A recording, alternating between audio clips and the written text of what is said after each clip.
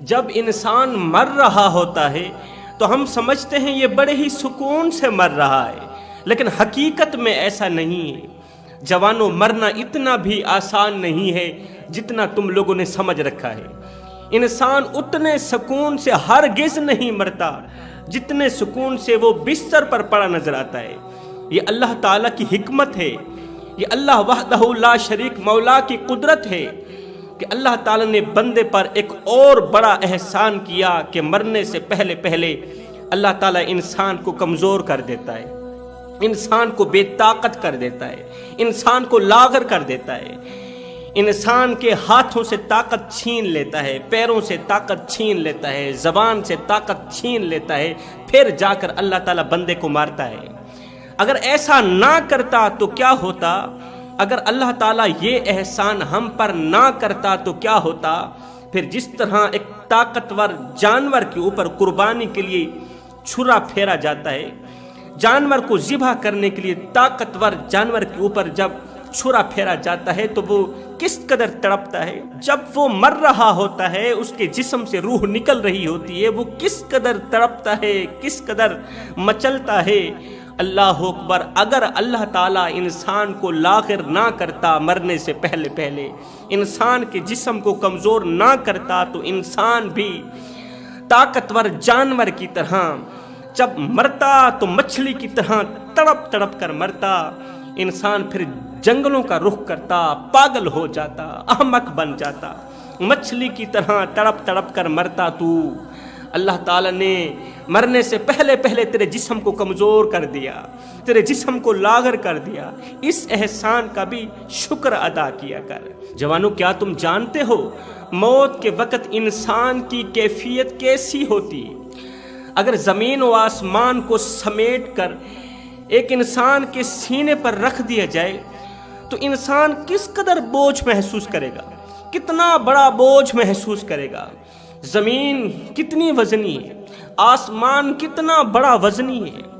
یہ تو اللہ تعالیٰ کی قدرت کا کرشمہ ہے کہ آسمان بغیر ستون پر کھڑا ہے۔ اگر حقیقت میں دیکھا جائے تو یہ زمین سے بڑھ کر وزنی ہے۔ اگر زمین کو اور آسمان کو دونوں کو لپیٹ کر، دونوں کو سمیٹ کر انسان کے سینے پر رکھ دیا جائے تو انسان کو کتنی تکلیف ہوگی، انسان کتنا بوجھ محسوس کرے گا۔ اتنا بڑا بوجھ محسوس کرنے کی انسان سکت رکھتا ہے، طاقت رکھتا ہے؟ ہرگز نہیں۔ مگر سنو، اس سے کہیں زیادہ تکلیف انسان موت کے وقت محسوس کرتا ہے، اس سے کہیں زیادہ درد، اس سے کہیں زیادہ بوجھ انسان موت کے وقت محسوس کرتا ہے۔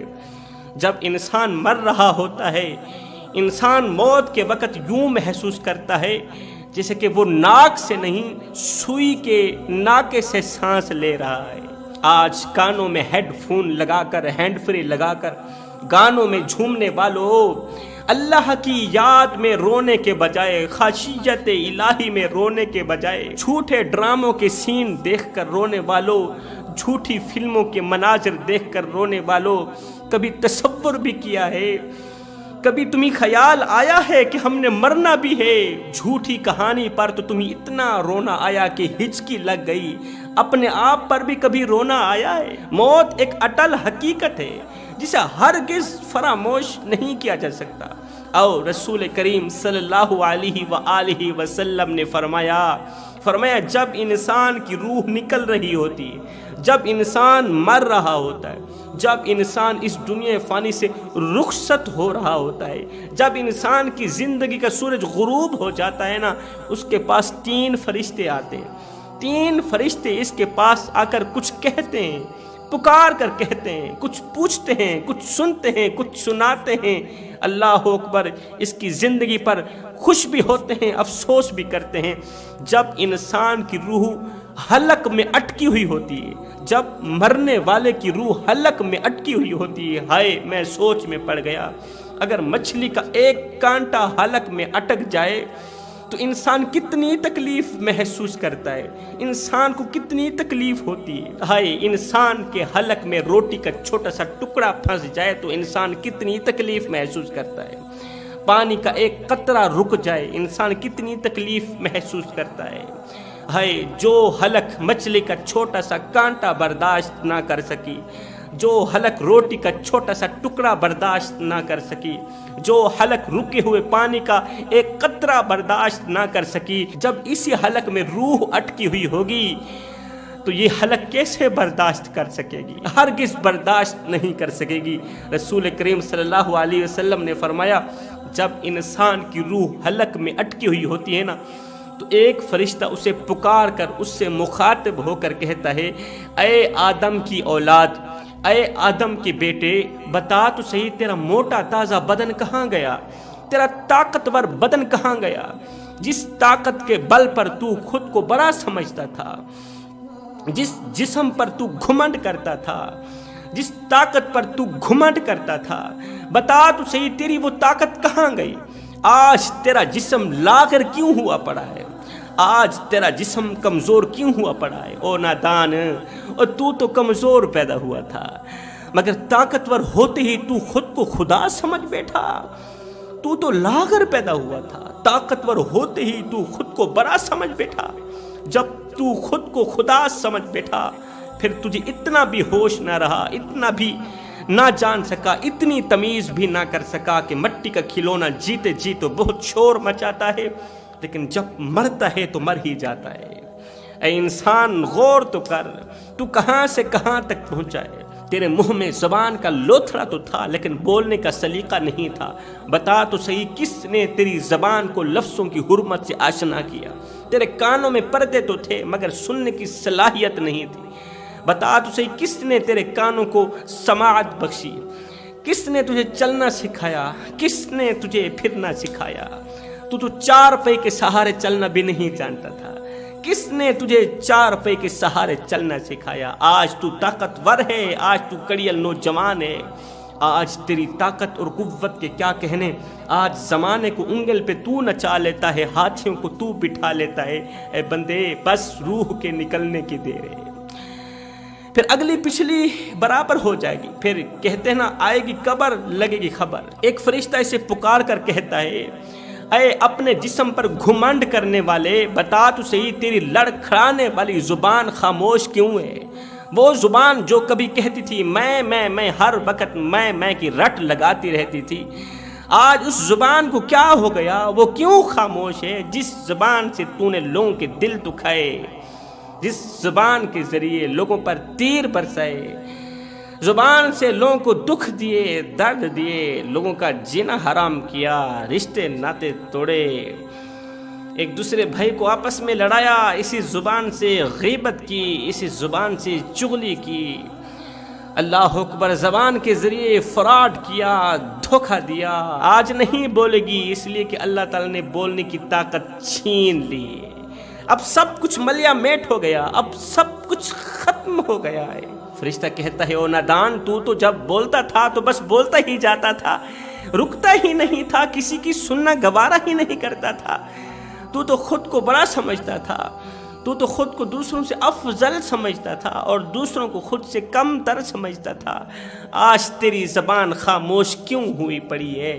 جوانوں، یہ بوڑھی دنیا جس کی عمر ہزاروں سال گزر گئی، ہزاروں سال عمر گزارنے کے بعد بھی ابھی تک نہیں مری، ابھی تک یہ بوڑھی دنیا زندہ ہے، یہ بن سور کر لوگوں کے سامنے جاتی ہے، دھوکہ دیتی ہے، فراڈ کرتی ہے، لوگوں کو ورغلاتی ہے۔ اگر اس دنیا نے فرعون کو نہ ورغلایا ہوتا، اگر اس بوڑھی دنیا نے بن سور کر خوبصورت دلہنوں والا روپ اختیار کر کے فرعون کو نہ ورغلایا ہوتا تو فرعون کبھی بھی خود کو خدا نہ کہتا، فرعون کبھی بھی خود کو بڑا نہ سمجھتا۔ اگر اس دنیا نے فرعون کو نہ ورغلایا ہوتا، اگر اس دنیا نے نمرود کو نہ ورغلایا ہوتا تو وہ کبھی بھی انا ربکم الاعلیٰ کی صدائیں بلند نہ کرتا۔ آج کہاں گئے ان کے تخت، کہاں گئے ان کے تاج، آج کہاں گئی ان کی بادشاہت؟ سب کچھ ختم ہو گیا، اللہ تعالیٰ نے نیست و نابود کر دیا۔ پھر اللہ کے رسول فرماتے ہیں، جب مرنے والے کی روح نکل جاتی ہے، روح نکل جاتی ہے، پھر دوسرا فرشتہ اس سے مخاطب ہو کر پکار کر کہتا ہے، اے آدم کے بیٹے، بتا تو صحیح تیرا کمایا گیا مال کہاں ہے؟ وہ مال جسے تو نے حلال و حرام کی تمیز کیے بغیر کمایا، نہ حلال دیکھا نہ حرام دیکھا، دونوں میں تمیز بھی نہ کر سکا۔ وہ کوٹھیاں، وہ بنگلے، وہ خوبصورت محلات جو تو نے بنائے تھے وہ کہاں ہیں؟ وہ اپنے ساتھ لے کر کیوں نہیں جا رہا؟ وہ تو تیرا ہی مال تھا نا، تیرے ہی نام پر رجسٹر تھا، تیرے ہی نام انتقال تھا، تو اپنا مال یہاں پر چھوڑ کے قبر میں کیوں جا رہا ہے؟ آج تو دیکھے گا، ماڑی بنائی تو نے، محل بنایا تو نے، بسیں گے کوئی اور حساب تجھے دینا پڑے گا، تیرا مال خرچ کرے گا کوئی اور حساب تجھے دینا پڑے گا۔ پھر جب انسان کی میت کو اس کے عزیز و اقارب اٹھا کر قبرستان کی طرف لے کے جا رہے ہوتے ہیں، انسان کو دفنانے کے لیے اسے لے کے جا رہے ہوتے ہیں نا، تیسرا فرشتہ اس سے مخاطب ہو کر کہتا ہے، اے آدم کے بیٹے، تیری اولاد تجھے کہاں اٹھا کر جا رہی، کہاں پھینکنے جا رہی؟ ایک ایسے گڑھے میں پھینکنے جا رہی ہے جس گڑھے کو قبر کہتے ہیں، جس گڑھے کے اندر اندھیرا ہی اندھیرا ہے، قبر کے اندر اندھیرا ہی اندھیرا ہے، جس کے اندر بچھوں نے منہ کھولا ہوا ہے، سانپوں نے منہ کھولا ہوا ہے، جس مکان کے اندر گرمی ہی گرمی ہے، مٹی کا مکان ہے، خوف زدہ مکان ہے، چھوٹا سا مکان ہے، اس مکان کے اندر گرمی ہی گرمی ہے، تپش ہی تپش ہے۔ ہے اللہ کے رسول فرماتے ہیں، قبر روزانہ حضرت انسان کو آواز دیتی ہے، اے میرے اوپر اکڑ اکڑ کر چلنے والے، میرے اندر روشنی لے کے آنا، کیونکہ میرے اندر اندھیرا ہی اندھیرا ہے، میرے اندر اندھیرا ہی اندھیرا ہے، روشنی کے اقدامات کر کے آنا، میرے اندر سانپ ہیں، بچھو ہیں، اچھے اعمال لے کے آنا، نیک اعمال لے کے آنا۔ جب ایک گنہگار انسان قبر میں جاتا ہے نا، تو قبر چیخ کر کہتی ہے، پکار کر کہتی ہے، اے آدم کے بیٹے تیرا آنا نامبارک ہو، اے نافرمان بیٹے تیرا آنا نامبارک ہو۔ جب جب تو میرے اوپر چلتا تھا نا، مجھے بہت ہی برا لگتا تھا، میں تیرے حق میں بد دعائیں کرتی تھی، تو مجھے بہت ہی برا لگتا تھا، آج تو دیکھے گا کہ میں تیرے ساتھ کس طرح کا برا سلوک کرتی ہوں۔ اس لیے میں کہتا ہوں، اپنی آخرت کی فکر کریں صاحب، آخرت کی فکر کریں صاحب۔ اللہ کے جو نیک بندے ہوتے ہیں نا، مرد قلندر جو ہوتے ہیں نا، متقی پرہیزگار ہوتے ہیں نا، جو دنیا و آخرت میں کامیاب لوگ ہوتے ہیں نا، ان کی نظر دنیا پر نہیں جاتی، ان کی نظر عیش و عشرت پر نہیں جاتی، ان کی نظر پیسوں پر نہیں جاتی، ان کی نظر کرسی پر نہیں جاتی۔ اللہ کے نیک بندوں کی نظر اقتدار پر نہیں جاتی، اللہ کے نیک بندوں کی نظر تو خاتمے پر جاتی، اللہ کے نیک بندوں کی نظر موت کے لمحے پر جاتی، اللہ کے نیک بندے کی نظر قبر پر جاتی، قبر کے اندھیری کوٹھڑی پر جاتی۔ تیسرا فرشتہ کہتا ہے، اے حضرت انسان، اے آدم کے بیٹے، آج تو لمبے سفر کی طرف جا رہا ہے، آج تو قبر کی طرف جا رہا ہے۔ اتنا لمبا سفر ہے کہ آج سے پہلے تو نے اتنا لمبا سفر کبھی نہیں کیا ہوگا، اور آج تو ایسی قوم سے ملے گا کہ اس سے پہلے کبھی نہیں ملا۔ آج اگر تو اللہ کو خوش کرنے میں کامیاب ہو گیا، پھر تو خوش قسمت ہے، اور اگر تو ناکام ہوا پھر افسوس، صد افسوس، ہزار بار افسوس۔ انسان جب قبر میں جاتا ہے، جب انسان کو قبر میں دفنا رہے ہوتے ہیں، تو وہ دو صورتوں پر پچھتاتا ہے۔ نمبر ایک، پہلی صورت، اگر وہ مومن متقی پرہیزگار ہوتا ہے پھر بھی پچھتاتا ہے، اگر وہ گنہگار ہوتا ہے پھر بھی پچھتاتا ہے، اگر وہ نیکوکار ہوتا ہے تو اس وجہ سے پچھتاتا ہے کہ وہ اور زیادہ نیکیاں کیوں نہ کر سکا، اور زیادہ عبادت کیوں نہ کر سکا، اور زیادہ نوافل کیوں نہ پڑھ سکا، وہ اور زیادہ روزے کیوں نہ رکھ سکا۔ اور اگر وہ گنہگار ہوتا ہے، بدکار ہوتا ہے، سیاکار ہوتا ہے، تو اس بات پر افسوس کرتا ہے کہ میں توبہ کیوں نہ کر سکا، اللہ سے صلح کیوں نہ کر سکا۔ جوانوں خدارا، اللہ کو راضی کر لو، اللہ کے پاس آ جاؤ اس سے پہلے کہ اللہ تمہیں اپنے پاس بلا لے، نماز پڑھو اس سے پہلے کہ تمہاری نماز پڑھی جائے۔ یہ زندگی کے لمحے تمہارے اور میرے لیے غنیمت ہیں، انہی لمحات میں کچھ کر لو، انہی لمحوں میں کچھ کر لو، خدا کی اور اس کے رسول کی محبت اپنے دل میں بٹھا لو، معلوم نہیں پھر فرصت ملے نہ ملے۔ اگر دنیا و آخرت میں کامیاب ہونا چاہتے ہو تو پھر اپنی زندگی کا ایک مقصد بنا لو کہ دنیا میں کبھی بھی کسی کا حق نہیں مارو گے، زندگی میں کسی کا حق نہیں مارو گے، کسی کو دکھ نہیں دو گے، کسی کو درد نہیں دو گے، چوری نہیں کرو گے، چغلی نہیں کرو گے۔ وہ ایک فقیر تھا، درویش مست ملنگ بابا، اس کے دل کا تعلق اللہ کی ذات کے ساتھ جڑا ہوا تھا۔ وہ فقیر بابا کہیں جا رہا تھا، اس کے کندھے پر چادر پڑی تھی، اس نے اپنے کندھے پر چادر رکھی ہوئی تھی، کہیں جا رہا تھا تو ادھر سے ایک چور دوڑتا ہوا آیا، فقیر کی چادر لے کر بھاگ گیا۔ چور دوڑتا ہوا آیا، فقیر کی چادر لے کر بھاگ گیا۔ اب چور چادر لے کر اس طرف بھاگا، ساتھ میں قبرستان تھا۔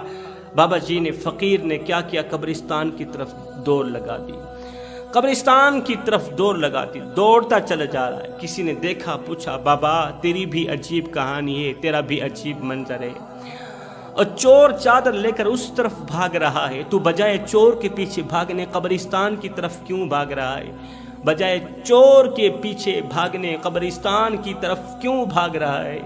یہ سن کر اس بابا جی نے جو جواب دیا، سونے کی تختی پہ لکھنے والا جواب ہے، غیرت کے کانوں سے سننے والا جواب ہے، اس بابا جی نے جواب دے کر سب کو لاجواب کر دیا۔